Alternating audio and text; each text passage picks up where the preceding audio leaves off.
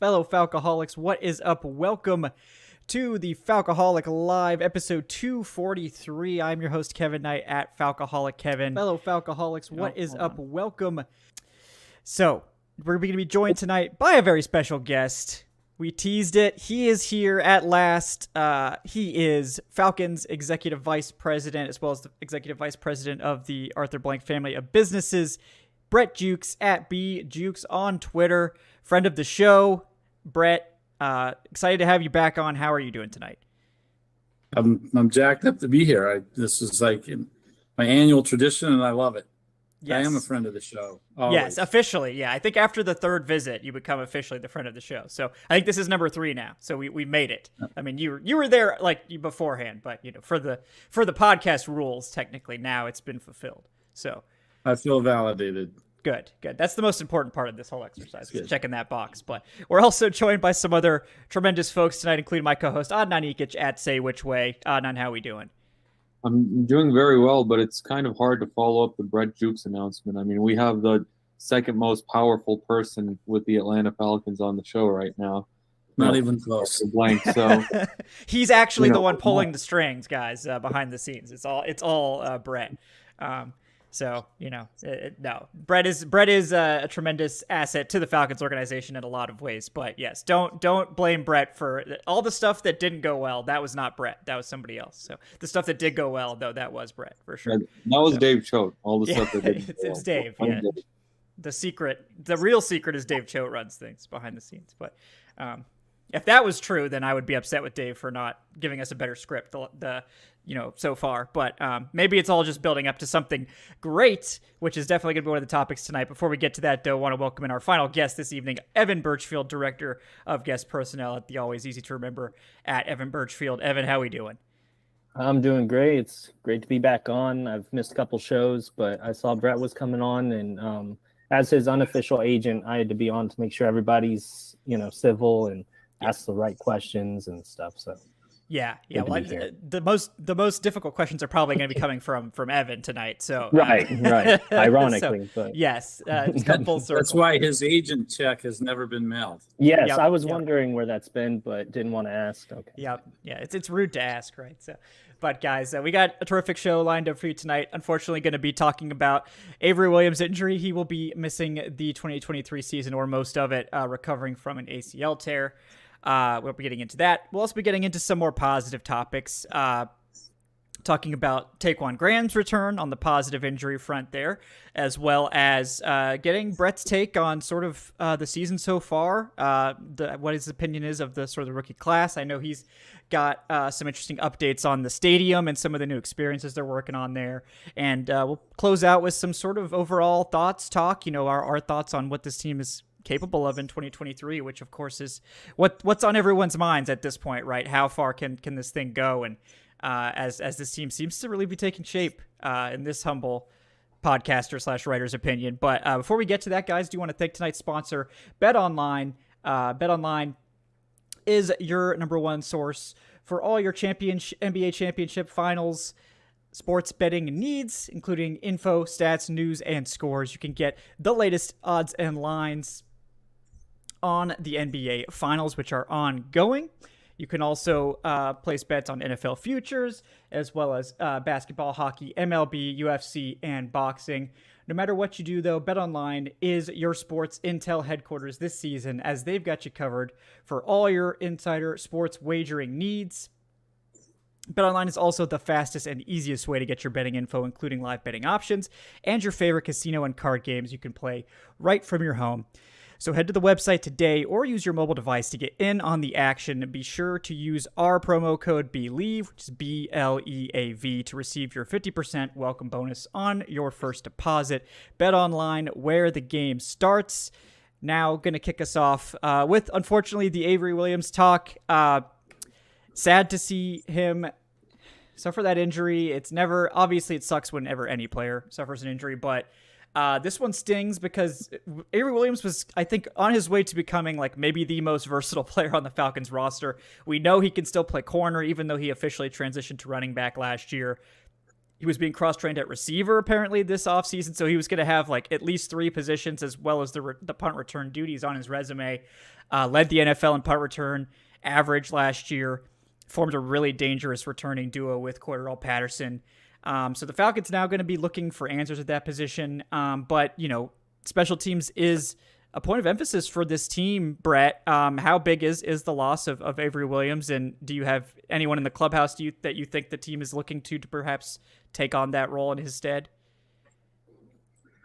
Well, listen, first, you just have to, your heart goes out to Avery. This is one of the blessings, I think, of being in a position where you're inside the building is you really get to know these guys. And Avery, this is just a really, really good person, really focused. And, he's a little guy. I'm much bigger than him. And, but he's got a heart, the size of a lion. And from the first day he came in the building, he's just a magnetic guy that'll do anything for the team, be a good teammate, etc. So it is tough. He's probably also, if not the poster child, one of the poster child of coach's positionless football approach.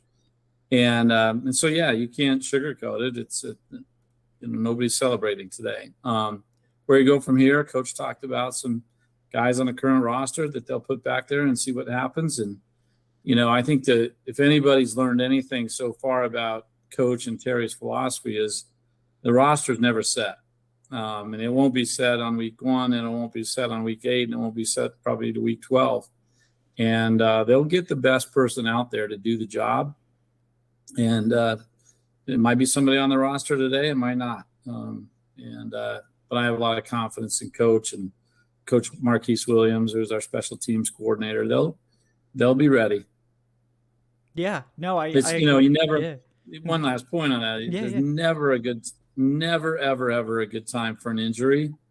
But if you were going to have one, it's probably better to have it right now than a week to go before the season starts. So they'll have time to get people a lot of reps and get a lot of looks, and that'll be helpful. Yeah, that's a great point. And they do have an opportunity now to evaluate a lot of these young players that may have an opportunity to step up and have a chance at that role. They also do have Mike Hughes in the building, UCF legend Mike Hughes, who was one of the best returners in college football his final season. So I know he was one of the guys that Coach mentioned by name as someone competing for that spot. So they do have some in-house options, but like you said, one of the hallmarks of this regime, especially this season, I mean, a little bit every season, but now that they've got the flexibility with the cap space, I think it's been a little bit easier to just bring in guys and just churn the bottom of the roster. And I think we will likely it's been happening basically every week. We see a couple of moves, and I definitely like that. But before we dive deeper on that, because I know that's probably a good place to go after this, Adnan, did you have any takes on Avery Williams and potentially who you think might be able to step up into that punt return spot? My take is that we need to stop talking about any players during the dead period, because 3 weeks ago or at the very least, I need to stop talking about them, because 3 weeks ago we talked about I mentioned Jared Bernhardt, as being someone who maybe has that leg up in that wide receiver battle, and then he ends up retiring the next week. And once again, we wish all the best to Jared. Seemed like a very pleasant person last year during training camp, and we all loved his story of going from lacrosse to football. Then 2 weeks ago during the last show, we talked about Avery Williams and just that positionless football, and then we get some bad news with Avery Williams now. So maybe we just need to stop singling out any players until training camp comes along. But no, I'm just kidding. I hate it for Avery. He's a guy who I mentioned it last show. I talked to him during training camp, and he seems like the guy that any coach would love to have in their building. He told me that Coach Smith came to him with the idea of transitioning him from cornerback to running back last year, and he took that challenge head on, grabbed the bull by the horns, so to speak, without hesitation. And, he decided to embrace that challenge right away. And now it looked like he was embracing that challenge of moving over to wide receiver. We were talking about his versatility.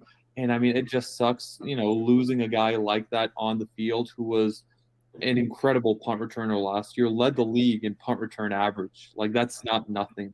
I said I think he's the best punt returner this franchise has seen since Eric Williams the first time, back when he was a Pro Bowler in 2010. And, it's a big blow to lose that.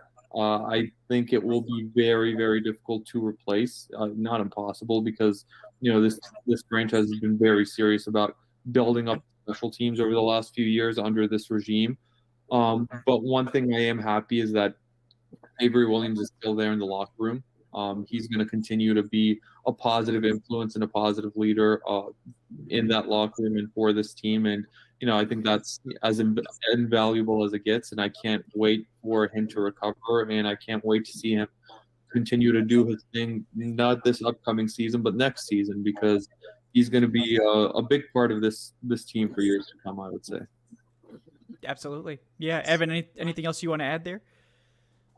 Not much more to add. I think Brett and Adnan covered it well. It's just very unfortunate to see, especially since no actual footballs happened. Happening in practice is a rough way, but I think it's a good point what Brett said about it happening to where they can look internally and give somebody else more reps, or look externally and see if there's somebody else out there. And no games have happened, so it's not like the game plan's changing that much yet. But it's rough. He's still young, so I'm excited to see him come back next year. But yeah, just news you don't want to hear on a Wednesday randomly. But it is what it is, and hopefully he comes back healthy. Yeah, I agree. Yeah, it's there is a slight echo. I don't know who the culprit is, but well, if it keeps going, we'll see. If you guys have headphones, that might help. People have headphones to put on, but it's not that bad.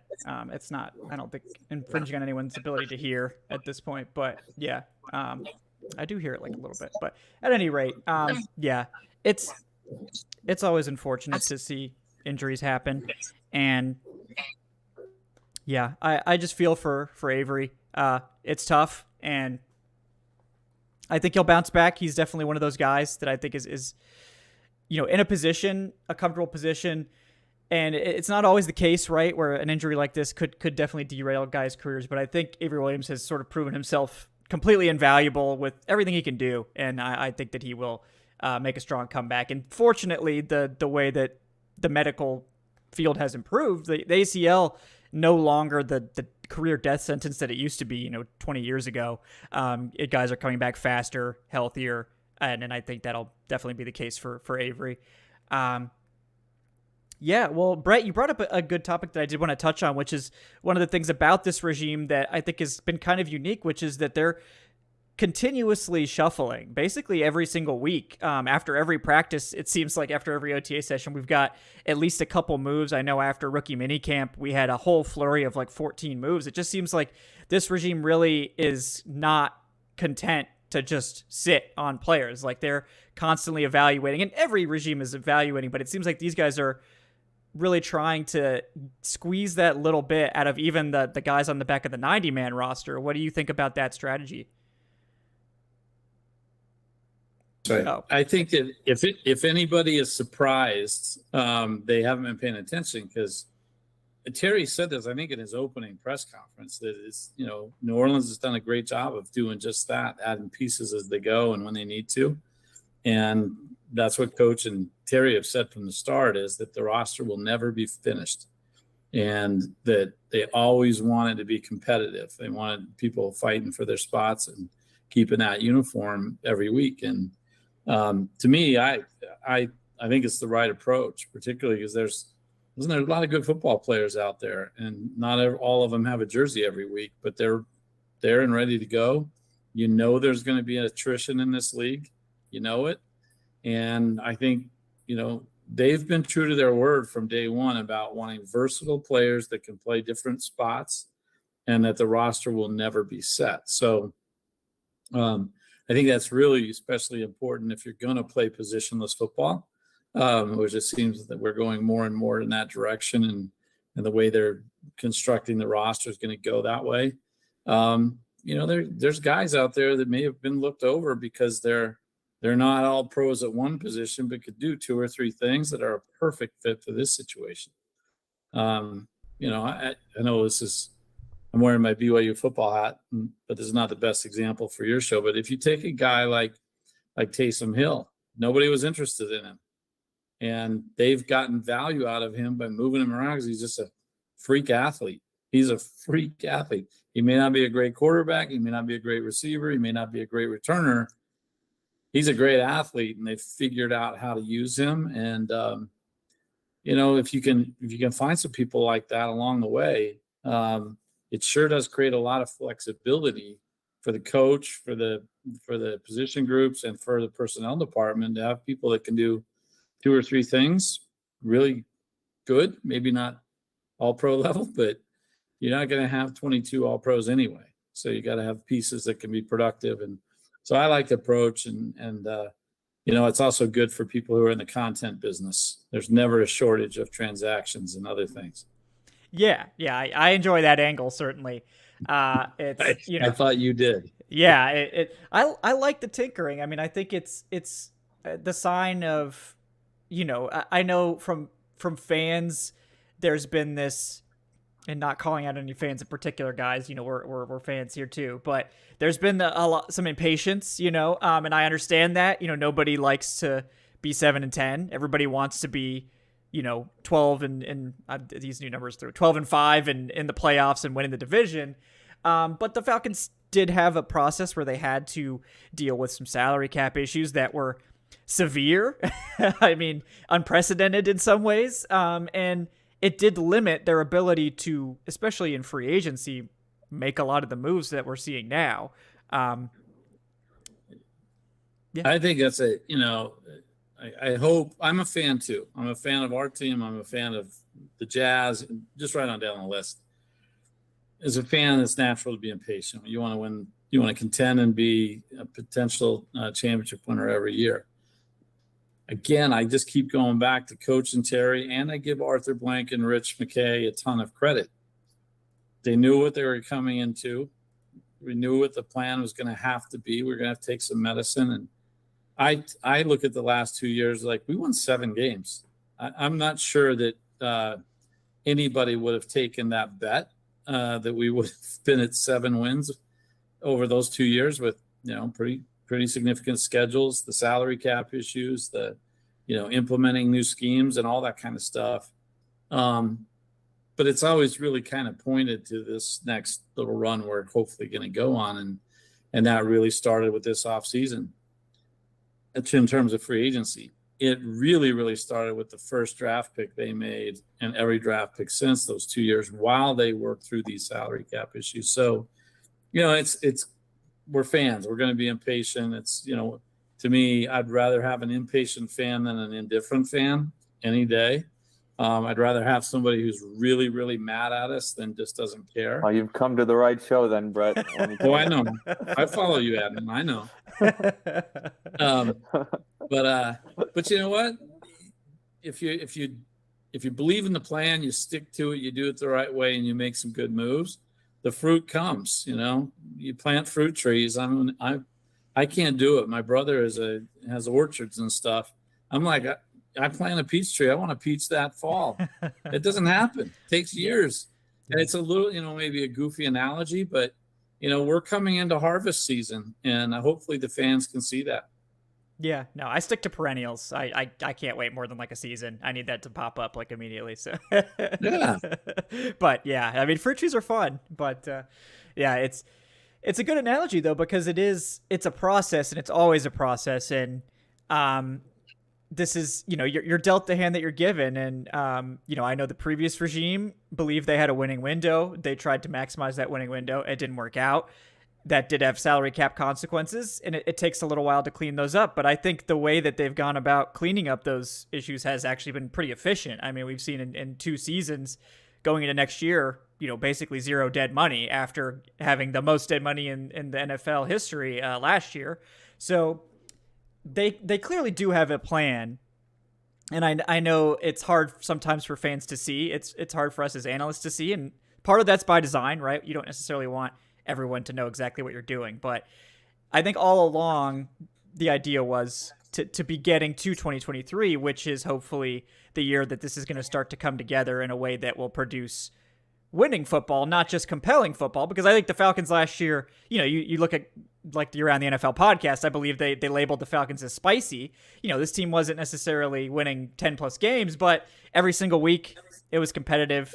It was compelling. Now I think there's a chance for this to go from compelling to winning football. Yeah, and expectations have grown in the fan base, and I think that that's something that, the coaching staff, the front office, Arthur Blank himself, I think they welcome that. I think they want that challenge. They want the fan base, to have those expectations. So like Brett says, to not be that indifferent bunch that's like, oh, well, it's going to be another bad season. It's going to be another 6-win, 7-win year. Like I'm, the fan base, from what I've gathered, and from the offseason moves and us as fans ourselves, we're going into this season saying, hey, we're looking at 10 wins, 11 wins, double-digit wins, a division title for the first time in a number of years, the first playoff appearance since 2017, and I'm sure every single person in that building is saying, yeah, bring it on. Like that's exactly what we're expecting too. That's exactly we relish that opportunity to meet and possibly even exceed those expectations.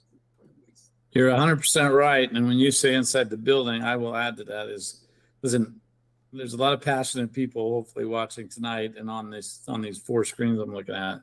There's nobody who wants to win more than Arthur Blank, period. I basically live with him every day. It kills him not to win. He wants to win for himself, for his family, for our associates, and really passionately, he wants to win for the fans. He wants those December, early January games to be so meaningful because they're setting you up for what's going to happen in the new year. We want that. And you know what? I think if you go to guys like Rich McKay, Greg Beadle's our new president, who grew up as a fan in his town and has worked for the team since he was an intern. Don't ever think that there's a shortage of desire to win and be under the pressure to win in that building, as it really starts at the leadership and goes all the way down. We talk about a lot that feeling in the Georgia Dome in 2016 and NFC Championship. All of us have worked in sports for 20, 25 years. You go almost person to person across our leadership team, and they will say that was their favorite moment of their whole career, was feeling the energy with 6 minutes left in that game. It was deafening for 6 or 7 full minutes, not just this big spike. It was just deafening. And that's why we do this. That's why, all of us invest this time all year long doing mock drafts and analyzing third string left tackles and whatever. It's ultimately to get to that moment where you just feel a euphoria that you can't feel any other way. It's just incredible. So we all want that. And that's what we're all fighting for. And we want the pressure that comes with that. And that's why I think there's a heightened level of excitement, just to your point, Adnan, even inside our building with 23. We knew we had to take some, Pepto-Bismol or whatever you want to call it, medicine the last 2 years, but we're feeling pretty good now. And the thing about it, you mentioned that 2016 playoff run, just on a personal note, and I have grown up in Atlanta my entire life. My family moved here when I was 3 years old, and I've grown up in Lawrenceville suburbs, Gwinnett, shout out Chico, my whole life. And I've never seen the city more buzzed, more excited, than during that 2016 playoff run regarding anything. Like there's nothing that'll get this city more hyped up than a successful Atlanta Falcons team that is making a lot of noise. And I say that, having seen, no offense, I've lived through now an Atlanta Braves, World Series championship, and that was amazing. And, of course, I love the Hawks and everything, but I've never seen the city like it was in that winter of 2017, in that January, February of 2017, when the Falcons were making that Super Bowl run. And I mean, I'm just wishing to live to see that again. And you You know, will. I can I can only You're imagine. young. I believe. Yeah. Yeah. I hope, but I can only imagine what Arthur Blank thinks. You know, if I'm feeling that way, I can only imagine what it's like for Arthur Blank, and you know, for some of those guys that have, you know, been there in this project, directly within this project, yourself included, you know, pretty much from the beginning, and who are, you know, trying to build and form something great, not just for the franchise, but because, you know, we've seen how much that means for the city as a whole. Well, you know, and as you were talking, I was remembering that the drive on the buses from Flowery Branch to the airport to go to the Super Bowl. And, you know, I think the town's growing so much that there's a lot of people who weren't around for that and may not be queuing into what you're talking about. But I'll never forget that on the overpasses and sides of the road, essentially from Flowery Branch all the way down to Atlantic Station, there were fans up there, you know, cheering us on, freaked out, dressed up. The weather wasn't that great, and they were there. And you're right, I haven't seen anything like that for anything. And so we definitely want to get back to that spot, and it's all we focus on every day. Yeah.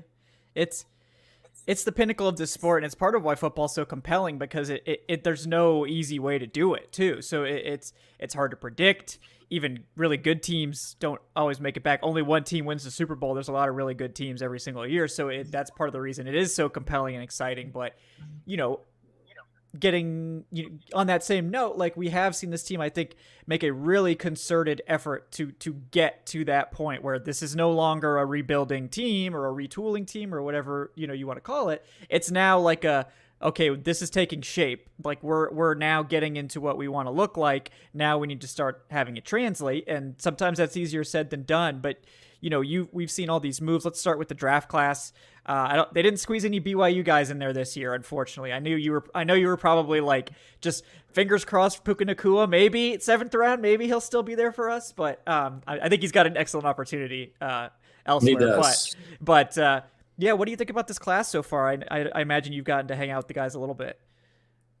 Yeah, you know, listen, again, this is where I really appreciate, you know, Terry and Ryan Smith and Ryan Pace and that whole group, DeJuan, all of them, just how focused they were in the building, essentially through, you know, last end of the college season, the combine, etc.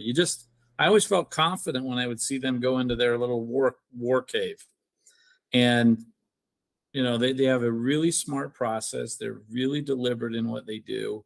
I think, you know, coach plays the right role for him in that whole process. He's very involved. It's not like he's just, you know, playing golf in the spring. He's totally engaged. And, you know, they execute their plan. And I don't want to go person for person, but you look at their draft class, it was like, it almost fell exactly how they hoped it would. And, you know, Bijan's going to be a superstar. Now, obviously, everybody's great on paper and their college films are amazing. And this is a different level and different game and all that kind of stuff. But he's a magnetic personality to begin with. The first day he walked in the building, it's just something different about him. And then just what I've seen out there, I'm not a personnel guy. I'm not an evaluator. But you look at him and you're like, okay, that's different. That whatever that is, that's different than what you normally see. And what's really been cool is you have him running with Tyler Algier, and we already know Tyler's different. He's a different cat. They're not the same, but it's easy to get excited thinking about those two and Cordero Patterson and what coach is going to dream up in that realm. So Bijan is what he is. You know, we talk about him all night. I'm really excited about Matthew Bergeron. They were excited about him. They hoped that this would happen. Just seeing him out there, he looks like he belongs. He's got good movement and he looks strong and he looks comfortable as far as I can tell. Again, I'm just a comms marketing guy, but I'm out there enough to notice. And, you know, Nick Harrison's a big, huge man, and they clearly made a commitment to get bigger and stronger. And meaner looking on the defensive front. And Yeah. I know we'll talk about free agency on that front, but he fits the profile of we're going to mash the line. We're going to be violent up there. He is a large man. You know what? It's weird on the field. You see it, and they're with other guys. It doesn't really stand out. He walked through our building. He came through my office, and it was like an eclipse. I mean, just like my door went dark. It was crazy. He's a big guy. The one I'm excited about, and this is, I never thought I would say this. I have to choke on my Utah cornerback. What an amazing person. At the rookie dinner, I sat with him. I purposely had him and Algier at my table. And I wanted to have a little holy war discussion, Utah BYU. And I'll tell you what I told him. Like, I watched a lot of Utah football the last 4 or 5 years because I just, I grew up out there and I watched a lot of that, and usually to cheer against Utah. And I told him that was the case. He's a good football player. And I watched him play against Drake. I guess it was 2 years ago, and that was a pitched battle, and I would have called it a draw. And I think if he were an inch or two taller, he probably would have been a late first, early second guy because he's that good. Consensus All-American, Conference Player of the Year on the defensive side. But put all of that aside, what I saw, his accolades and whatnot, that rookie club dinner, this is an intense guy. He is focused on being great. And he is our kind of guy. It was about community relations and being part of the community and how important that is to Arthur. And he wants to be great at that. He was asking questions of everybody, and including the legends that were there. So I think I'd be excited about him. And then, if you get back into the other picks, they're excited about the young guy from South Carolina. Again, a kid that started all 4 years. Maybe, if he's a little bit taller, he goes higher, but they're really excited about him. And the leading tackler from Alabama and Helms, you need guys like that. We're in a much better place in the safety room right now than we've been. So he doesn't have to come in and, be the guy. He can be a good piece and contribute on special teams. And, if you can be the leading tackler at Alabama and the SEC, you didn't just, fall off a truck somewhere. You can play football. So I don't ever like to talk about this class without talking about the last classes too, because, you even take a guy like, we talked about Algier. You talk about AJ is, one of the top guys. You talk about Drake is going to, I think, be special this year. This nonsense about Pitts being a bust is ridiculous. It's all fantasy people, man. It's the fantasy football. Literally, I know. yeah, it's crazy. Whenever people bring it up, I just say, I saw his rookie year with my own eyes. That didn't go away. My own eyes. I saw him with my own eyes. Yeah. And physically, he looks like he's moving really well, and I think he's going to be back and ready. And, listen, Drew Dahlman is a guy that you can just see him become an NFL body over the last couple of years. And I know they're counting on him a lot. And so you just go around, you look at the pieces of the drafts that, have been put together. And then you think about somebody like Jake Matthews, what a great mentor to have for Matthew Bergeron right there with Chris Lindstrom. And, it's just, now you've got, we can go and get into free agents in a minute, but you can see those draft picks and even some of the undrafted free agents that have stuck. There's a good batch of young players that can be core players for a long time. It's not 1 or 2 or 3 or 4. It's more like 8, 10, 12 type of roster spots where you're getting great contributions from guys who've been in the league for a year or two. That more than anything else, we should be really excited about. The free agency stuff's really cool and awesome, and it's going to change us in a lot of ways. But we have a lot of young guys that got a lot of good reps the last 2 years. And you look at Super Bowl teams, there's a lot of 4th, 5th, 6th, 7th round draft picks with 2, 3, 4, and 5 years experience that are a big reason why they're in those games. And I think that's what I'm really excited about when we talk about our drafts. Yeah, it's really been partially like by necessity, right? That they've had to rely on the young players because of the aforementioned, salary cap constraints. They've had to build this depth through the draft, and I think that's about to pay off in a big way. A lot of these young players getting all the reps, and maybe it was, a little bit rough at times, especially for the rookies. You talk about a guy like Troy Anderson is a great example. They threw him out there. He had to play a lot. He had to play a lot of stuff he didn't necessarily do a lot in college, like zone coverage. And, it wasn't always pretty, but you could see growth every week. Desmond Ridder, another example. And now we have all these guys coming into 2023 where this isn't the first time they've seen the field. Now they've got an offseason or two under their belt. They've got some real NFL starting reps, and Richie Grant, another good example. And now is the time where we're like, okay, now hopefully these guys are ready to go, and they could really start to pay off in a big way. You think, I'm glad you mentioned those two guys. So you take Troy and Richie. No two guys will benefit more than the free agency moves than those two. And they both have a chance to really flash this year.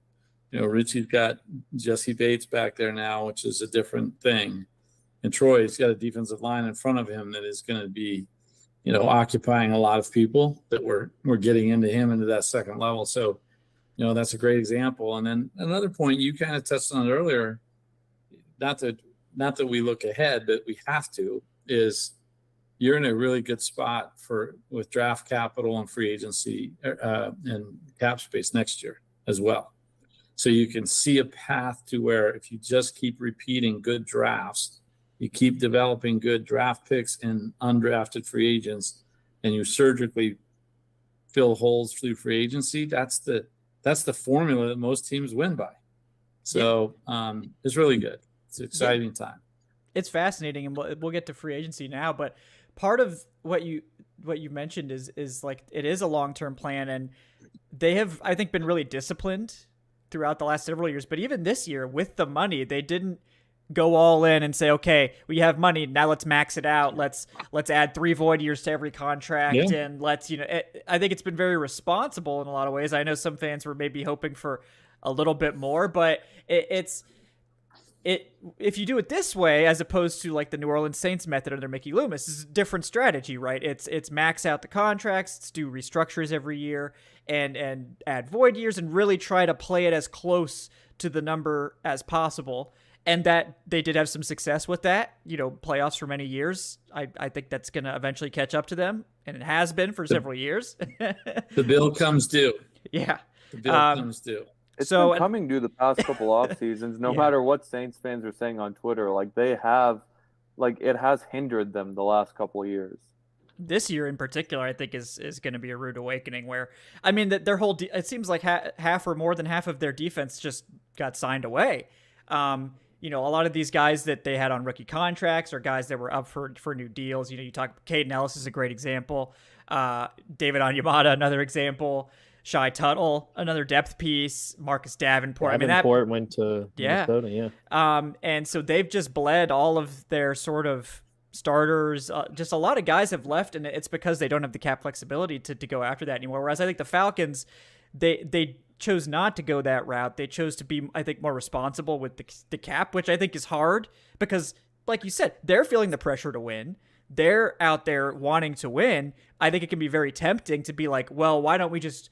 Well, we can make it work. Like, let's restructure a few guys and let's go get, so-and-so. Let's go get DeAndre Hopkins or whatever, and let's really maximize this. But I think the long-term approach is smart, especially when you have a young team like this. You don't necessarily need to maximize this year because your winning window, it's just starting now. Like, this is year one, and it could be 3, 4, 5 years from now. You don't need to push it at this point. And I think it'll lead to a more consistency year to year than some, the Rams are a great example of a team that went all in and won and then just fell apart, like immediately fell apart. And I think I like the Falcons strategy right now, which seems to be we're going to try to build a consistent winner, not a team that's going to try to go all in this year at this moment. And I think it's kind of different than what a lot of NFL teams are doing. It's more of that sort of Ravens approach. And I know Fontenot has, mentioned he's been inspired by like Ozzie Newsome and that style. And I think it's sort of surprised some Falcons fans who thought maybe he might adhere a little bit closer to another one of his mentors, right, in Mickey Loomis, where he really hasn't taken that approach with the Falcons. So I found that fascinating, Brett. But just a couple of points I'd love to make on that. So, I think you expressed that really well. And that is what they're trying to do. Is they're trying to build a team that can be a contender forever. And, there's a couple of things that you have to have in that ingredient pie, which is you have to have an owner that believes in the plan and is willing to support the plan and have the patience to go through some of those steps. And I think Arthur, he gets a lot of credit. He gets some criticism. He knows in that seat that you're going to get it no matter what. I think Arthur, like a coach or a player, whatever, he learns over time, and he's in a really good spot, confident with these guys and very supportive and very engaged in what their plan is. I can't say enough about, Terry's thoughtfulness. Yes, he's a New Orleans guy and Mickey was his mentor, but he's a studious person, and he does watch and he does learn from whatever. And, to have people like Ryan Smith and Ryan Pace and those kind of guys that they got some battle scars from other places that they've learned what works and what doesn't. And then I think a big one that probably is not maybe not as well documented, or people aren't keying into this insight as much as they probably should, I think, is that, Coach Smith is the son of a guy who built a long-term sustainable business. He's got a CEO mentality of, I'll make investments and I'll take some risks and stuff, but I'm not going to do things that put the business at risk or put me in a position where I'm over leveraged or whatever it may be. And, that's where I think it's so cool what they've got going. They've got a true partnership, personnel and coaching. And I think all of their voices mixed together, and they get to this result of what's the right thing, what's not the expedient thing. And then the second thing I think is really important is, a coach is, you're never going to see coach following the shiny penny. It's not who he is. If you watch two of his press conferences back to back, you can tell he's going to do it his way. Just because somebody's talking about something over here or somebody's got some gimmick that runs for you, this is not who he is. He's got a very clear vision for what he wants the team to look like and perform like. And the personnel decisions are the foundation of that. And that's why I think it's always interesting. You hear him talk about makeup. Someday, and it's not my story to tell, but someday I hope Clark Phillips tells his story of the interview at the Combine with the Falcons. Is very insightful. And, I met him one night at dinner. He's telling me this, and I'm like, yep. He was basically echoing the behaviors I see every day from our coach and personnel people, that this isn't a talking point. This makeup stuff is not a talking point. They want to get into who you are and see what you're about and what's your long-term thing, not let's dazzle each other for 15 minutes and fall in love. And so, listen, I just think it takes a little bit of patience, but there's every reason to be excited about where it's going. Yeah. And you mentioned the makeup. It is such a big part of it. It's tough, I think, for fans to grasp, and it's tough for us as analysts to be able to comment on too much because we're not privy to that, right? Like the fans aren't in the interview room. The fans aren't going to, be hearing these things. They don't interact with the players on a daily basis. And I think there's sort of this tendency to just look at the tape because that's what we do have access to. We can see the tape. We can tell, a lot of fans are good at evaluating, at least at a basic level. Oh, this guy's good at football. Like I can see that. But the off-field stuff is the other thing because you're not just drafting a football player. You're drafting a person too. And you're giving them access to generational wealth and you're fulfilling their dreams and all these things. And that is a lot to put on someone's plate from a personal standpoint. And how players react and handle that is half of how they succeed in the NFL. How do you handle the success? Can you maintain it? Can you keep your psychological, can you keep yourself motivated? Can you continue? Can you deal with the added stress? I mean, even college football stars, it's nothing like what you're going to be subjected to in the NFL if things start to not go your way.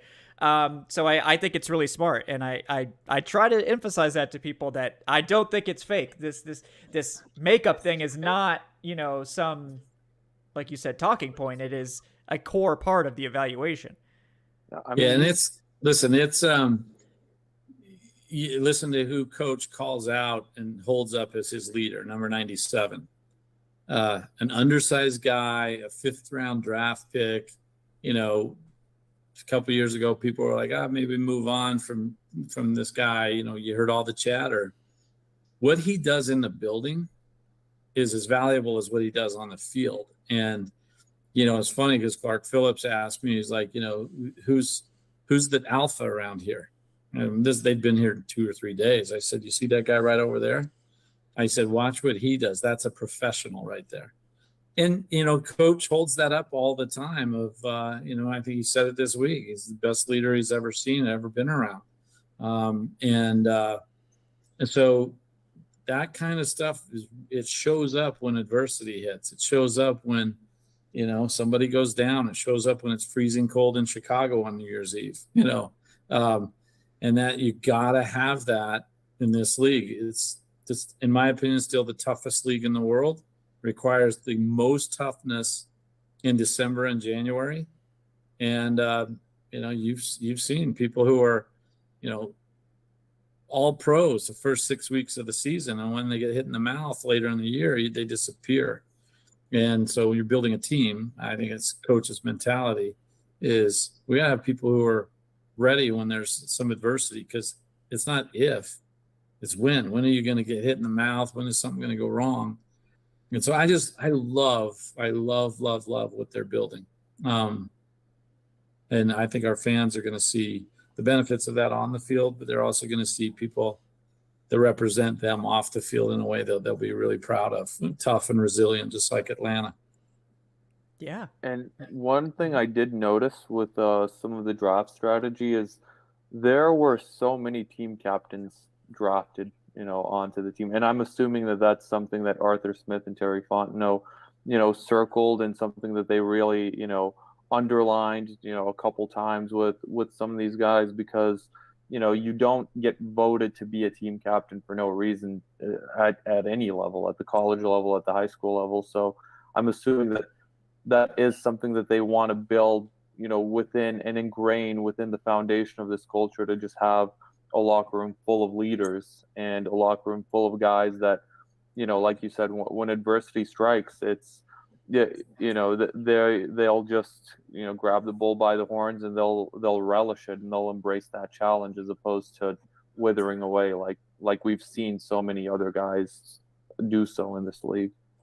100%. I mean, if I've heard Terry Fontenot say we got to get the right guys in the building 5 times, I've heard him say it 5,000 times. I mean, it's almost like robotic how often he says it. But if you look at what they've done and the people that they've brought in, there you go. I mean, listen, Calais Campbell coming into our building, the first thing I heard, that all went down. We were out at the league meetings in Arizona together, and my mind flashed to the first time Dwight Freeney walked through the building.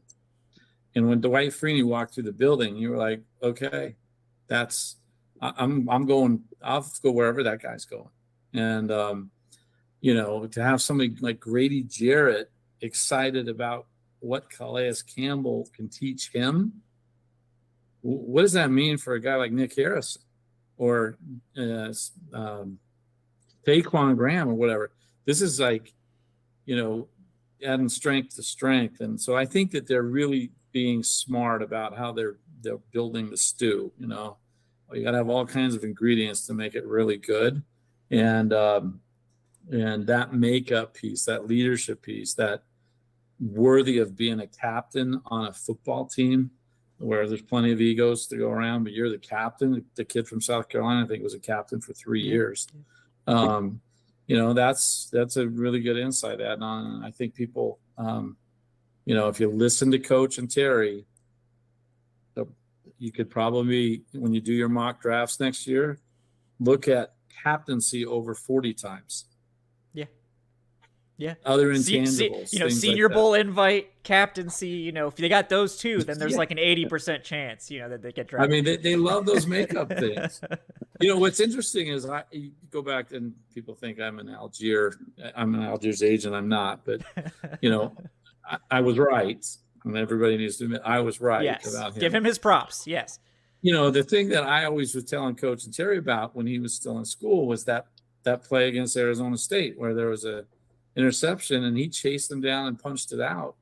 That's just who he was all the time. He just had a never quit, hardest guy to get on the ground all the time. And, if people remember at the combine, when he ran his 40, you could hear the NFL Network guys go, oh, he'll be disappointed with that. And then you saw everything being written. It's like, he probably dropped out, maybe out of the draft. He's too slow. You know what?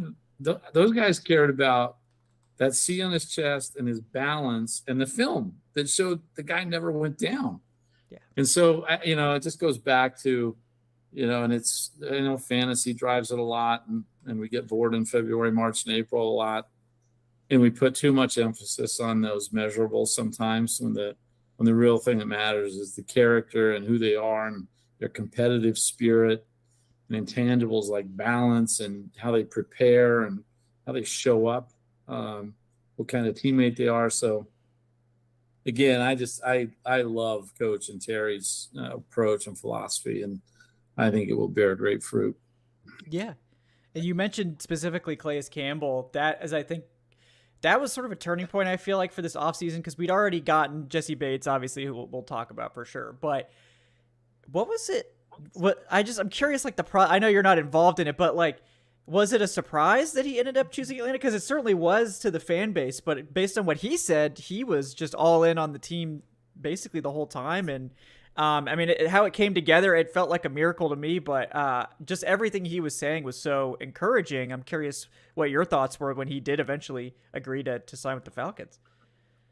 Well, before I answer that, I have to make two things super clear. I have nothing to do with personnel, nothing, okay. Except for I am in the know kind of what we're doing just so we can be prepared to tell the story and other things. And I spent a lot of time with Arthur and Rich and our leadership team. That's number one. Number two, I'm very biased. I am bullish on who we are. And what does that mean? Listen, I'm a fan. Like right now, I'm an Angels fan for my whole life. It's been a frustrating 20 years.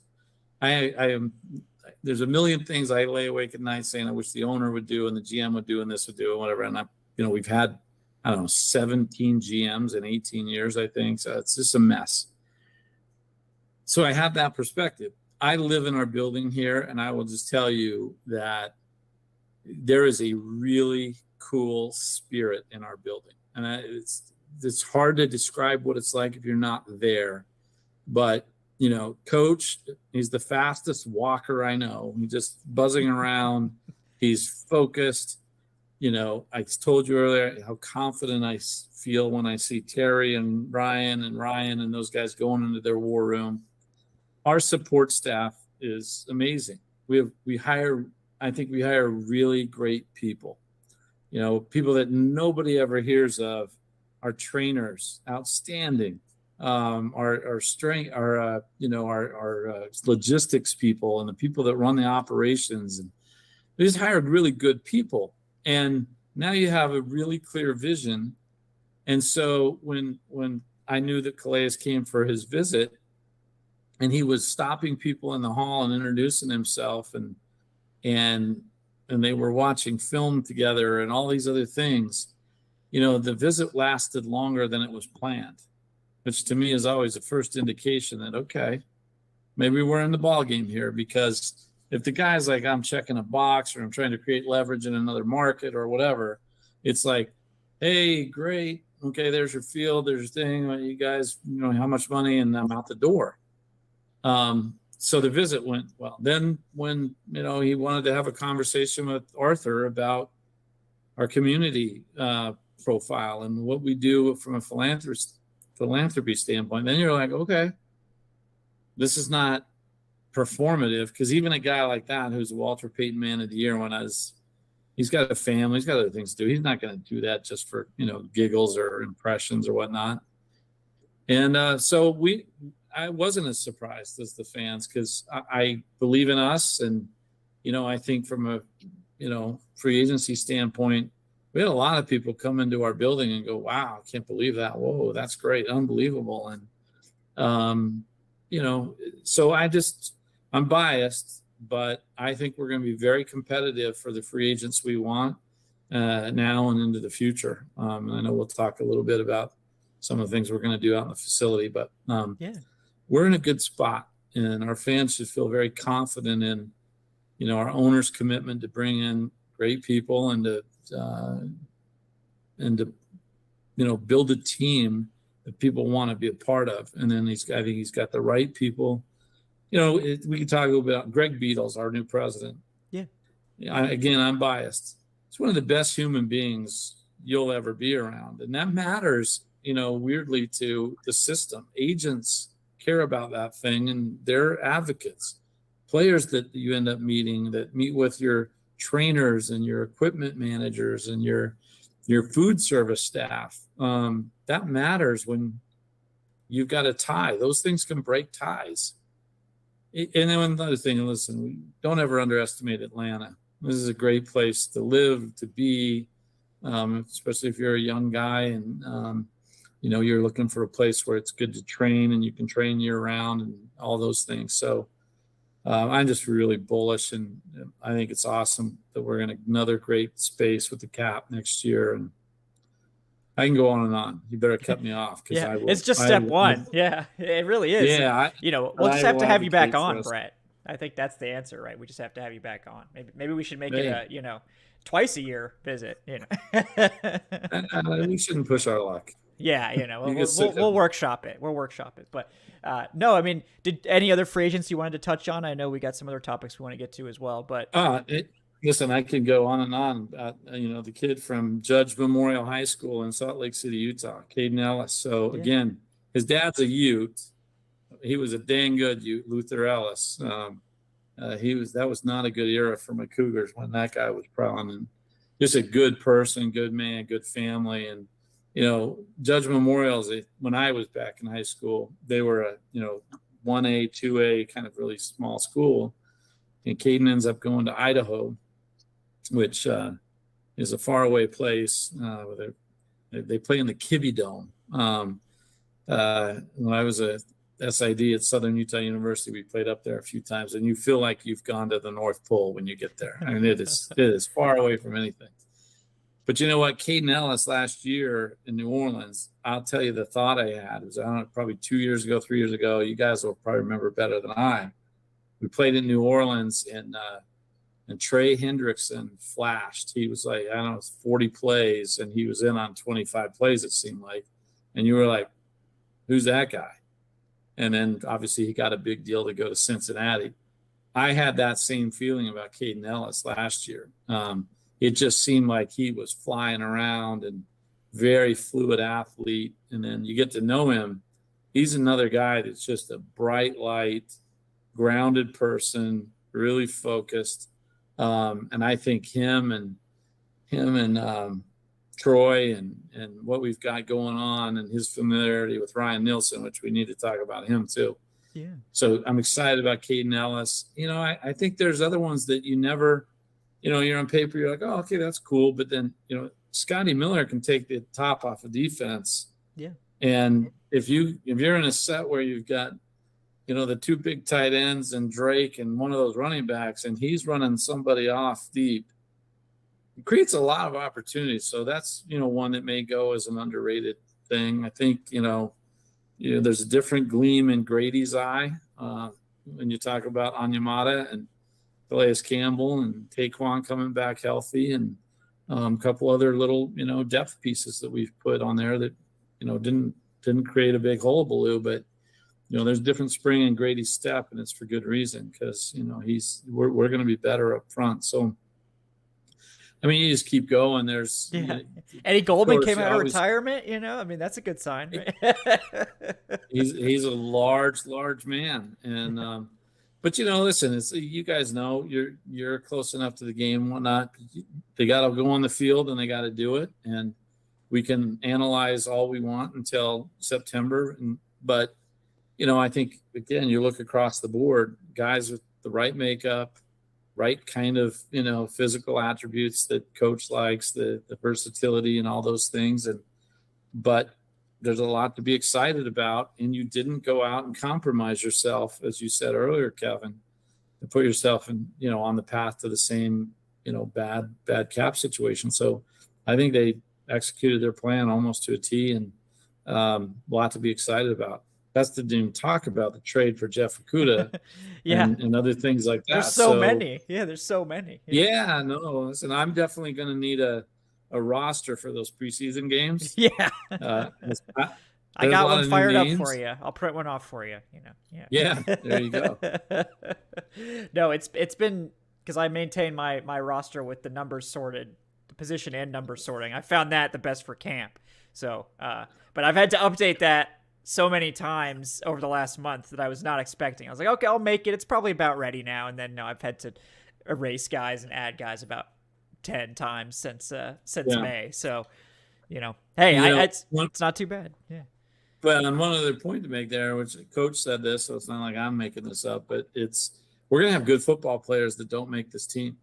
Yeah. And, that's what you want to be, in a position where you've got a lot of depth, and, you got undrafted free agents that, maybe had a clearer path in the past that are going to have to really, really, really flash to make the team. And you may have some guys on the back end of the draft that have really got to go for it. So that's how you want to be. You want to be, unfortunately, in that final cut down, having a really, really, really hard meeting. I always think about what that would be like. I've never been in one of those, but if it's a short meeting, you got a problem. If it's a long meeting, then you can say, okay, we got a good football team. Yeah. And I think they're going to have a long meeting this year. Yeah. Well, I definitely did want to talk about Ryan Nielsen some, because that, I think, has somehow flown under the radar, especially for, I think, the more like the national media. A lot of the signings, I think, have gotten the attention. Obviously Calais Campbell was huge, and Jesse Bates is a star. But I think the Ryan Nielsen, and to another, to some extent, Jerry Gray as well coming in, this is a very different defensive staff now. They did maintain some of the coaches, but in terms of the secondary and the defensive line, very different. And I think it will look different from what we saw under Dean Pease too. What do you think about those two guys coming in? Well, I got to tell you a funny story about Ryan, which is, hopefully we're at multiple Super Bowl parades in the coming years. But when I first met him in the building, I think it was his third or fourth day, I've never gotten a more aggressive handshake than from him. I mean, it was like in the book on him was, he's very aggressive and he wants very aggressive, violent defensive line. Well, he wants very aggressive handshakes too. And he looks like he could be playing. He is big and strong and fit and tall. And, so that made an impression on me, is he's got energy like nobody in that building. And I've seen it now on the field. He is a very active, hands-on guy, focused, and really, he's just really buttoned up. You can just see it in his mannerisms around the building. High energy guy. Grady, you've heard the comments from Grady. Grady can't speak highly enough of him. And then you add to that fact, Jerry Gray, you just see him out there and the wisdom just oozes out of him. I mean, this guy's got a lot of experience. He's worked with a lot of great players, and he wanted to be in Atlanta, and you can tell. And he's just got a very unique, calming presence, I think, at least to me. Fiery on the field, and you can see him. You'll see him when you come to camp. Really an active, evocative coach. But he's also got this kind of statesman calm to him, which I think those two end up being kind of complementary that way. And Coach Bush, it's kind of in the middle. And so I think that there's a lot to be excited about with those two. But I think Ryan Nielsen, I think that defensive front's going to feel and look a lot different, not just because we got a lot of big men in, but I think they're going to play as Calais termed it, violent football up there. I think they're going to mash people a lot and try to collapse pockets. And I'm here for every bit of that. Yes, that's music to, I think, fans' ears, especially. But yeah. Before we continue on, I did want to give Evan his opportunity because I know he has some burning questions. So Evan, did you want to get this? This is a good interlude for that. Yeah. Yeah, I have two, and they're both completely opposite. The first one's more for insight. I know you're super close with Arthur Smith, and in April his foundation hit the milestone of giving $1 billion. I just wanted to see, if you had anything to share about working alongside him with all his philanthropy. Yeah, you mean Arthur Blank? What did I say? Arthur Smith's $1 billion foundation. I was like, man, he's probably a higher roller than I thought. I mean, his dad is the CEO of FedEx. Yes, so, Arthur Blank. Yeah, no, listen, Evan, I think I said this last year, and I'll say it next year, and I'll say it the year after that, and someday when I retire, which hopefully is ways down the road and a few trophies later. But I will say the privilege of a lifetime to be able to work with Arthur, and his heart it's always in the right place, and he's always worried about how he can do more. I think you're going to see his philanthropy accelerate in the next few years. I know you're going to see that. It's just an honor to be a part of it, just a tiny, tiny, tiny part of it, of helping him navigate the giving with the foundation. And he's built an incredible leadership team over there on the foundation that is working very closely with his family to make a big difference going forward. And, listen, I don't know how you can't be inspired by a guy who, just think in the last year, the Children's Hospital, the Shepherd Center, which, is treating people with the most horrific injuries that I can't even imagine, head injuries and paralysis and other things. And he's building a building for the families to have a place to stay for free. These aren't people that are going in, for a weekend appendix situation with a kid. These are going there for months and months of the hardest rehab, some of it very hopeless. And then now you're getting nailed with this crazy bill. And people coming in, we met a lady in the process of this that son had been injured and dove into the lake, and it was 2 feet instead of 20 feet and broke his neck. And they were down somewhere in South Georgia, and she was sleeping in her car up here just to keep costs down. But the Shepherd Center people was like, we need the family to be here. That's part of the healing. Mm-hmm. And so for him to be able to build this family housing unit that, I can't remember the exact numbers, but hundreds of family members will be able to stay there a week, 2 weeks, 3 months, whatever, without bearing the cost of that. It's just, incredible. And so, I love football, and I love soccer, and I love golf. I love all of our businesses, and enough's been written and said about him as a business leader, which is like, I feel like I'm getting a free MBA every day just being around him. But the philanthropy stuff is just, it lifts your soul. It gives you the fire to get up and do it again the next day, because he's going to make an impact. And some of it is, there's a lot of it that goes public. There's a lot of it that nobody ever hears about. I'm from out west. People probably don't even know this ranch he just purchased in the pristine Paradise Valley. The Yellowstone River runs through it. He just put conservation easements on it to basically protect it forever. When most others that are buying land out there are thinking, okay, where can I put the condos and the parking lot and the gas station and the restaurant and the fitness club? And, you're out there and you feel like you're in the Old West. Elk herds and just pristine water coming out of Yellowstone National Park. This is unbelievable. And so I'm glad you asked that question, because it is one of the reasons that I came here and it is definitely the reason that I want to stay. Is there's nothing I would love more than to see him raise that Lombardi trophy. I want it for him more than anybody else, including myself. But he wins the Lombardi every day in his philanthropy. And it's genuine and it's authentic and it's impactful and just fires me up. So good question. And going to a more silly topic from a very serious one. Here it comes. Do you have any red helmet, uniform, anything news you can share? People keep asking about the red pants. Anything? Yeah. I'll give you a nugget. Okay. You're going to get to see your red helmets thrice this year. Ooh, okay. Love it. One of them will be pretty early. Okay. Not preseason, but Yeah. one of them will be pretty early, and you'll like it. I'll love it. Red pants. I don't know. There's a lot of people have different opinions about the red pants, and they were never intended to be a primary. We put them in the closet because they could be in the closet. And I hope we find an opportunity to at least test them, see what they look like, see how the fans react.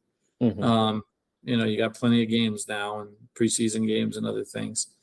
But I don't know anything definitively, and I don't even know when we're announcing the uniform combos, but I do know you're going to see the red helmet 3 times, and I hope to see you in Atlanta for at least one of those. For sure. Did you, I mean, it was nice, like with the mock-ups and stuff, but to finally see them on the field, did you enjoy that? Listen, and this is not after the fact. I told you guys, I love the red helmet, and I loved it years ago. And when the league rule changed, I was like, hallelujah. And then when we saw them, I saw them out on the field, out at Flowery Branch at closed practice. I was like, that's unbelievable. And big fan, huge fan of the red helmets. The fans love them. Interestingly, like everything, and so, you won't believe this, Evan, but maybe Kevin and Adnan will. There's some people that don't like it. I've seen there's some haters out there. You get rid of these things, get the main helmet back, and there's people that don't like the throwback black helmet. They don't like the old logo. It's just a mixed bag. And, I know there's a lot of talk about the gradient and what's happening there and whatnot. I'll tell you, the gradient did exactly what we thought it would do, which is if you go to a game or you're around town at a fan event, look at the kids.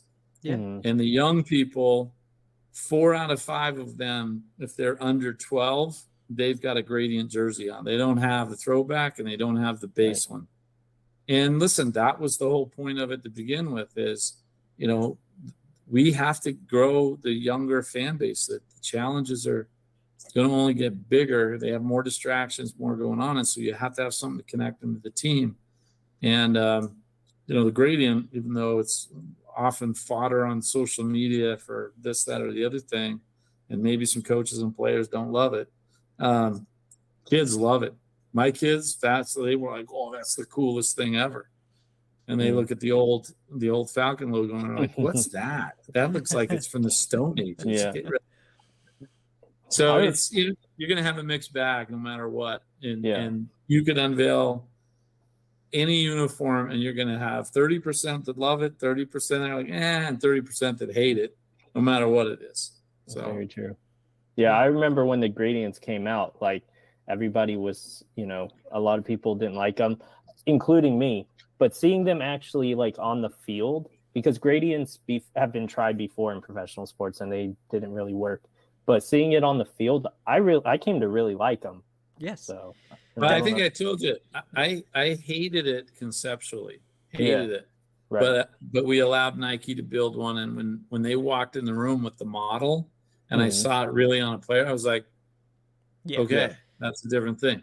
I should note that we are 1-0 in Europe while wearing the gradient jersey. Take that, Jets. Yeah, take that. No, I mean, and I like Kyle Pitts and when Kyle Pitts goes in the Hall of Fame someday, his first touchdown was in the gradient. There you go. It's eternal. I mean, I like the gradient. I think they were executed well. I think they looked great on the field. I think people love to hate on anything that's new and different. And anyone who watches the video show can tell I clearly like gradients, obviously. So I thought it looked really, really good on the field, and I hope we will see it again at some point. But it's one of those that I think you can pepper it in. It doesn't need to be constant, Right. It doesn't need to be out there 5 or 6 times, but I think you pepper it in for special occasions or now and then, and it's a nice change of pace. But yeah, sort of on that note of other, enhancements and things like that, I know there've been some enhancements to the stadium experience and Flowery Branch that I think you're interested in talking about. Love to hear about that stuff too. Yeah, I think the fans will actually be interested in some of this too. Even the ones that, are out of state, whatever. There was a lot of talk about the union, the players union released this report on the facilities and, these player surveys, et cetera. And, listen, that's what the union is supposed to do, is advocate for the players. So no fault of the union. They're doing exactly what they should do. I do think they could have added a little bit more context, and I think some things got lost in the shuffle, particularly as they relate to us. And, one of those things we got criticized on was kind of player spaces and locker rooms or weight rooms and that type of thing. I think it's important for fans to remember and understand, a lot of these buildings, particularly like ours that are a little bit older, they were built when you had 5 players on the practice squad. Now you have 16. You add 10 or 11 bodies, which means you have to add more support staff, more food prep people, more locker room space, etc. You can get a little bit pinched, and we're not shy about that. One of Arthur's core values is listen and respond, and we've been on top of this. The other part of context on that whole thing is that data was taken last August when you had 90 players in the building, and released, I think, in December. When we opened Ticketmaster Studios, the new wing out there, which I hope to give you guys a tour when you're there for camp. Kind of lost in the shuffle of that is we did expand the cafeteria by 50% at that same time. It's part of the new building. And so we've been already on top of that. And very shortly, I'm not going to break news tonight, but very shortly, we're gonna talk about some enhancements we're going to make on the weight room, locker room side. It's a process to renovate a building when you're trying to operate a season. So Spencer Treadwell and Brandon Ruth, who run our logistics, they're wizards. They've got, I'll just tease this by saying they've got a Jenga tower to build in the next, let's call it 12 months as they make some of these enhancements that were already in process long before that survey came out. So players are going to be super well taken care of. Our building's going to be very modern. The studio now out there is second to none in the league, and our players love it. Coaches' kids were in there today. They think it's the coolest part of the whole building, even with their dad that has one of 32 jobs in the whole world. And then down at the stadium, I think there's been some news out there this week even about some renovations, innovations, and additions we're making. And we built the building. The consultants and others kept telling us, listen, this is a living creature. 5-6 years, it'll be outdated. You got to keep, building it, and you got to adjust to fan habits and other things. So we're going to build these really cool loft suites up there along the AT&T perch. For my money, those will be the best seats in the house because they're going to look to the window of the city. That level is just a cool level to watch the game. The suites are going to be amazing. People know we added some frictionless markets last year as kind of a beta test, just grab and go to shorten lines even better. And that was, that kind of thing was part of last year. We were voted number 1 in the league in the Voice of the Fan rankings for fan experience. And let me tell you, there's the Lombardi Trophy, and then there's that for Arthur. And he wants to deliver a fan experience that's second to none. So that was a really big thing for us. We've got some more, concession stands we're retrofitting this year. We'll be expanding the biometric entry. Last year, we piloted some facial recognition technology, which, some people, they're not interested in that. They think there's a privacy issue, whatnot. I'll tell you, the people that did it will never go back because they essentially got out of their cars and walked straight into the building. Didn't even have to pause or break to even, go through the mags or any of that kind of stuff. So that's amazing. And then one of the coolest things, fans will never see it, but we're we've got robotic dogs coming to patrol the building at night. So if you break into the stadium after hours, watch out for. Yeah, we probably need to have maybe the Falcoholic faithful name those dogs someday. Yes. Maybe. Okay. We'll get Matt right on that. Yeah. Yeah. But so hey, listen, it's just that I bring all those things up to, really underscore that Arthur just keeps investing. He keeps investing to make sure the players are got the best of the best to perform and the fans have the best of the best experience. And, it's for our associates, it's really exciting because we're never static. We've always got something, and it's one of the things that makes it really cool to work here. And our fans have, by their own vote, like what we're doing. And now if we get a football team that's competitive, can make a Super Bowl run in a building that gives a great fan experience, and we will hit all of our goals. So we're really, really excited about some of those things. A lot to be excited about. Yeah. And speaking of that excitement, I figured we'd wrap up sort of with our thoughts. And we did have a question from Noah Cook as well, with the $10 donation. Thank you so much, Noah. About the season, what your thoughts are. Obviously we haven't had camp yet, but what are you feeling in terms of an early record prediction? What do you think about potential playoff push, potential even bigger aspirations this year and beyond? I think the 72 Dolphins are toast. I think this is the year to fall in. No. All in. Listen, all I in, never. Yeah. Man, it will be a legendary year. Yeah. At this time of year, to me, that's a fool's errand. It's fun as a fan to think about it and be excited about it, but you never know what's going to happen. You're still going to have player movement around the league. You're going to have, unfortunately, like we talked about at the top, injuries. I like our schedule. I like how it sets up for us. I like it that we're saving our bye for later in the year as opposed to taking it right after London. We got a lot of good pieces. We haven't even talked about Desmond Ridder, and I'm excited about Des. I'm really excited about him. We had a little outing here a couple weeks ago, and I got to spend a little one-on-one time with him. He's very confident. Long before he got here, he's a very hard worker, very thoughtful guy. Seems super focused, and I think coach is building a team around him that he does not have to be Joe Montana. Particularly this year, he may end up being Joe Montana. Who knows? But he doesn't have to be. And so there's just a lot to be excited about. But there's so many variables that picking records and things like that is. Yeah.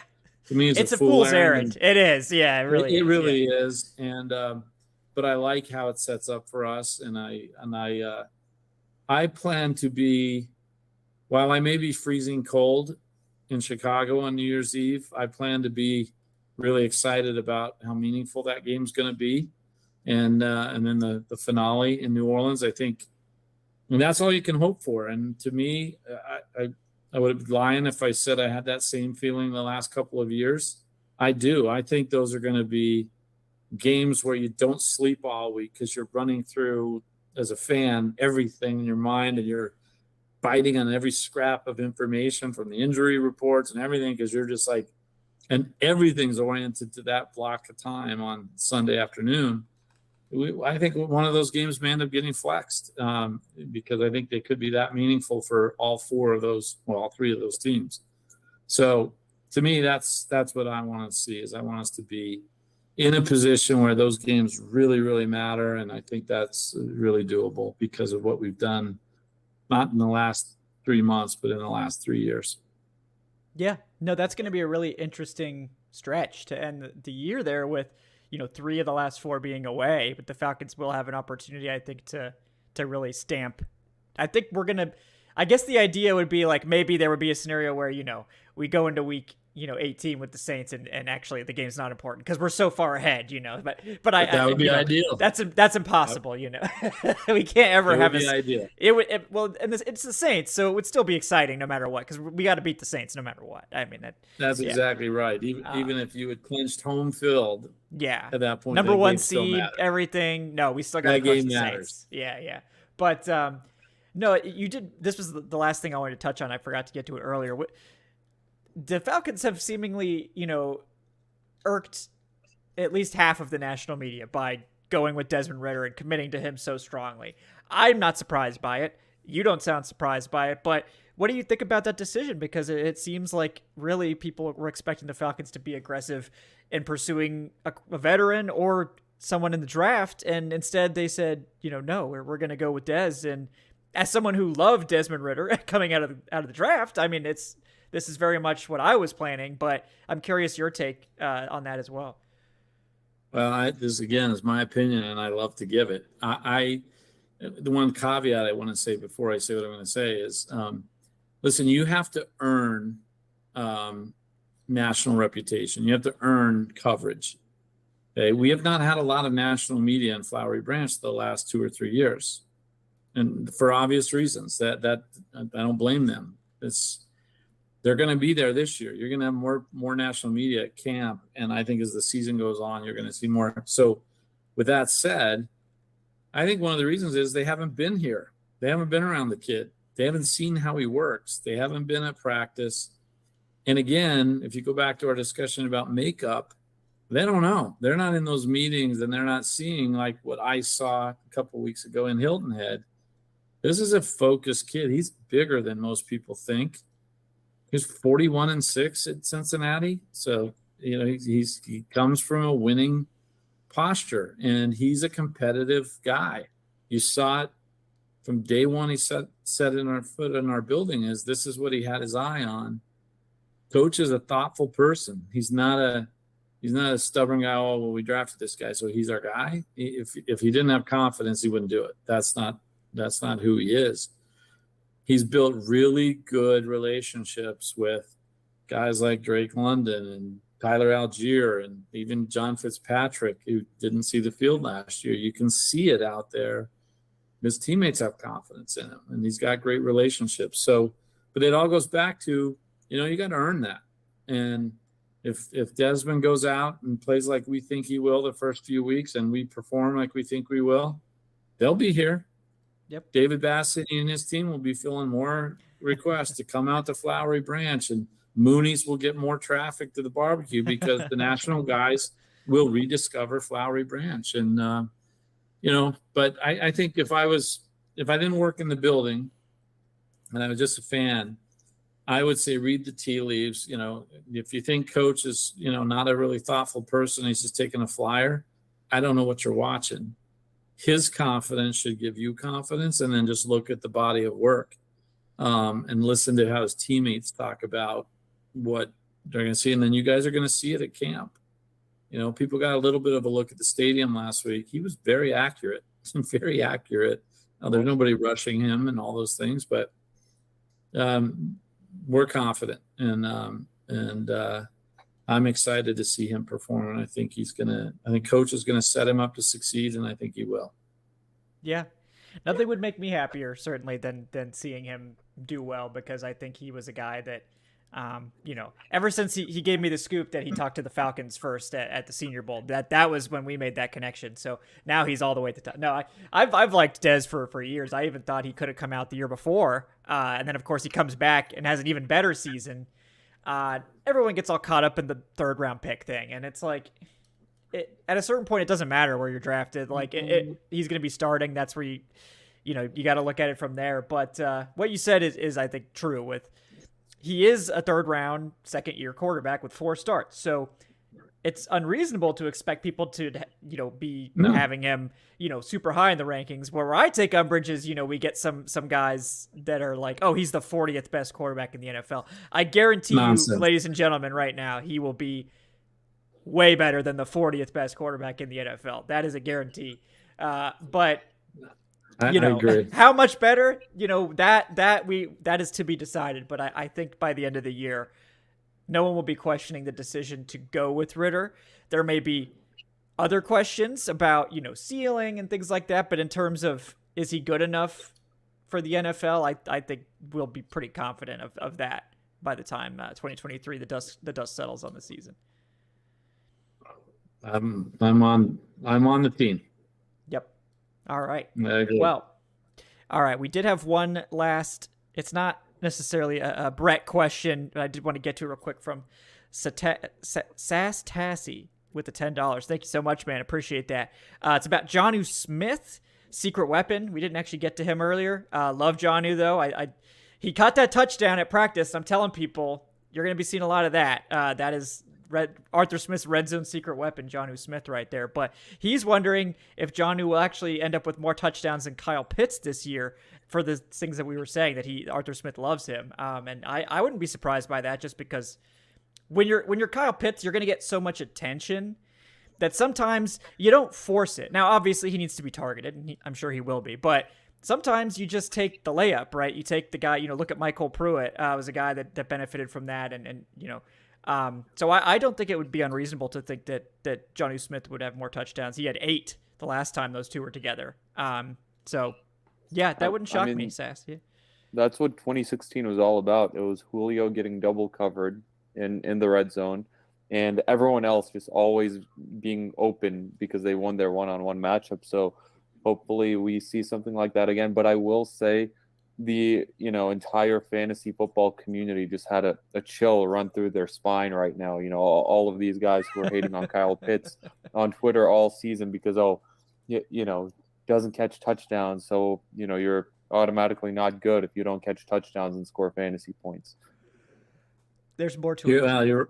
You're right about that. Listen, Jonnu, I think is I'll tell you just a little anecdote, and it's no big secret, but I was out at practice the other day, and Arthur Blank was there. We were just sitting in a golf cart talking about something, and practice kind of broke down, and I could just kind of see this player just beelining over, and I looked up, and it was Jonnu, and he came over, and he wanted to just meet Arthur and thank him for the opportunity to be here. He is excited to be here. He is, you can feel like he's just renewed, and he is it was almost like he was telling Arthur Blank how great of a coach Arthur Smith is and how excited he was to be back in this and Arthur Blank was kind of like, I know, that's why I hired him. It's kind of a cute little moment. Yeah. But it was telling about Jonnu. He's very excited about being here. He's very excited about the role he's going to play. And again, I think our offense with the running game and those guys back, it's going to be a little bit of pick your poison. So somebody's going to be a beneficiary of that. And coach is a wizard at moving that around, and I think there'll be enough for everybody to eat. So that one more thing, I think everybody's like, oh yeah, Algier, he's going to rush for 200 yards. Don't even go. Yeah, don't take that bite.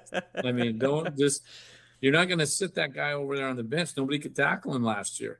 Yeah. And so coach just has a lot of opportunity to create some pretty explosive special things. So he'll be it's going to be fun. Fantasy drafts.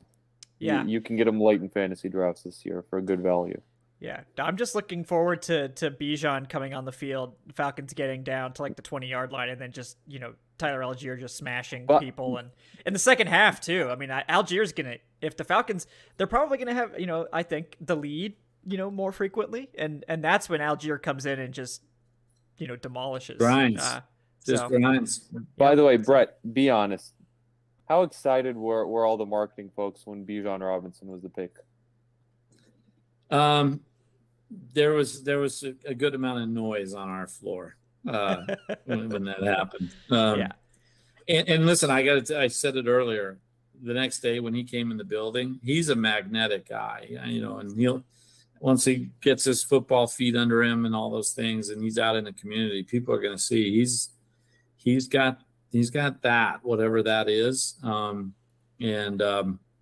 he's a good person. He's got a good, clearly mature head on his shoulders, a really great family around him. And he'll be somebody this town will be proud of. Yeah. Don't get me wrong. I always love taking, a nice offensive lineman or, building the trenches, but Bijan is going to be on some billboards. I would bet. He will be. There'll be other guys too. Listen, we didn't even mention Chris Lindstrom, the guy who just made the highest paid guard in the league. That's a rock right in the middle of your team. Him and Jake and Grady and AJ and those veterans. Let's not forget about them. We talk a lot about free agency and draft picks, but core pieces like that are just Chris Lindstrom. You can't ever let a guy like that out of your building. I mean, he's just a special guy and works his butt off and is a good football player. So we got a lot of guys that we can feature out there, and we need to tell their stories because they're really important. Caleb McGarry back on a very good deal for us. And, again, I'm not an evaluator, but he looks very spry out there and excited to be, if I had those 2 running backs behind me, I'd be pretty fired up to be an O-lineman too. 3 running backs. Well, actually, I can't call them running backs. 3 positionless guys back there at their various times. I'd be happy to be an offensive lineman here.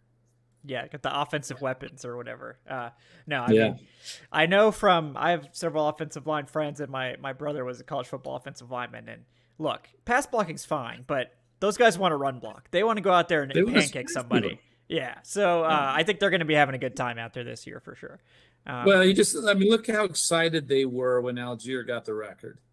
I mean, the O-line were the ones that were going the craziest. And it was like, I just love that. I love when that happens. So, and what was that game where they afterwards went and chugged beers? Do you remember that?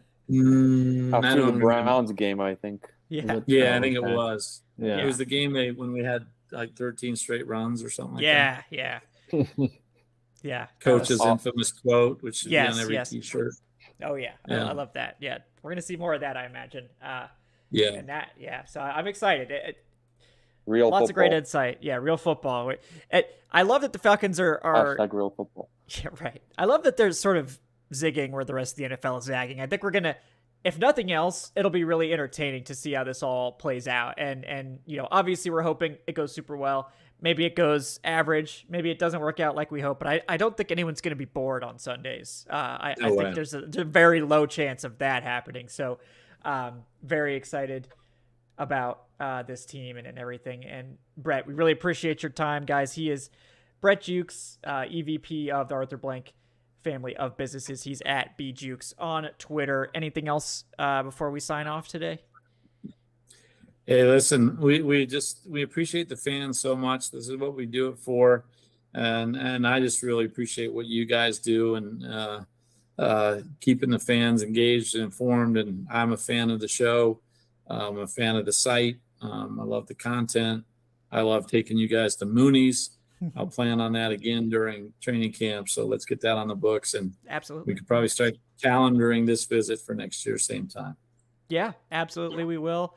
Thank you so much for that, Brett. I'm looking forward to that barbecue. There was a lot of things on that menu to try, so I'm going to branch out this year, I think. But on that note, Adnan Ikic, another member of the Mooney's Club. He is at Say Which Way. Adnan, anything else you'd like to plug before we take off?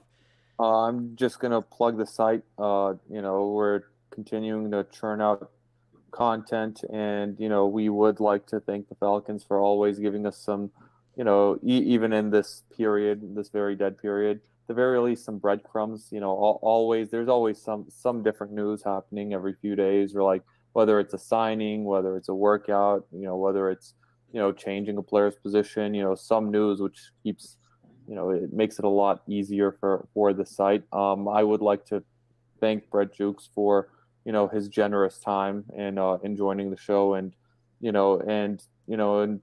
giving us his time at training camp in person, and just in general. It's a big deal for us. We definitely appreciate you. And one thing I would like to ask before we leave is and I'll ask the same thing again next year, the Jazz, are you calling the playoffs next year, or what are the Utah Jazz looking like? Well, I don't know. I don't know how Danny Ainge didn't get arrested for grand larceny with that those trade two was trades. Ridiculous. Those trades were ridiculous. Both trades were ridiculous. And what's crazy about it, and now you've set me off for another hour here. Part 2. Yeah. We got him. What's crazy is Lauri Markkanen and Walker Kessler were basically throw-ins. The picks were everything. Everybody was all focused on them. Markkanen ends up being an all-star. And I think Kessler, who's an Atlanta kid, is going to be a core piece for a long time. They love him, and I think he finished third in Rookie of the Year. I think he should have been second, in my opinion. And so, I think we have 412 draft picks in the next 3 drafts, and and plenty of cap space. So it's a little early to make any predictions there, Adnan, but I like the pieces that we have in place. I thought those were bold trades. And I think we may look back and say, wow, Danny Ainge stole a trophy in a 1 month period back in 2023, because there's a lot of assets, and now it's just a matter of not screwing up using them. So exciting times for the good people of Salt Lake City. That's right, including my whole family who's probably watching right now. All Jazz fans. All right. Yeah, exciting stuff. I hope that works out for those guys, because getting the assets is half. Then you actually have to nail it. So there's multiple parts, but the first part has gone very well, it sounds like. So seems like exciting times there. Also with us tonight, Evan Birchfield, Director of Guest Personnel at Evan Birchfield. Evan, anything you're working on you'd like to let the people know about? No, not currently, but just thankful for Brett coming on, giving us his time and sharing his wisdom with us, and everybody for tuning in and watching.